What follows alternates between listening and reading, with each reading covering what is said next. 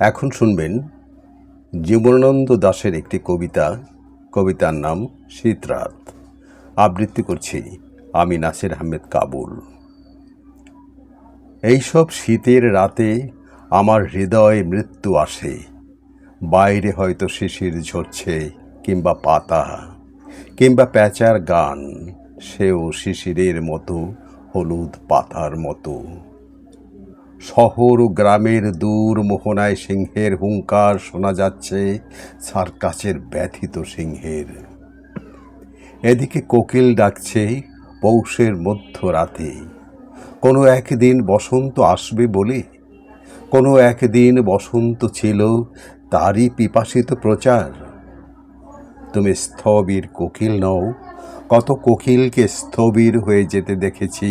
তারা কিশোর নয়, কিশোরী নয়, আর কোকিলের গান ব্যবহৃত হয়ে গেছে। সিংহ হুঙ্কার করে উঠছে, সার্কাসের ব্যথিত সিংহ। স্থবির সিংহ এক, আফিমের সিংহ, অন্ধ অন্ধকার। চারিদিককার ছায়া সমুদ্রের ভিতর জীবনকে স্মরণ করতে গিয়ে মৃত মাছের পুচ্ছের শৈবালে, অন্ধকার জলে, কুয়াশার পঞ্জরে হারিয়ে যায় সব। সিংহ অরণ্যকে পাবে না আর, পাবে না আর, পাবে না আর। কোকিলের গান বিবর্ণ এঞ্জিলের মতো খসে খসে চুম্বক পাহাড়ে নিস্তব্ধ।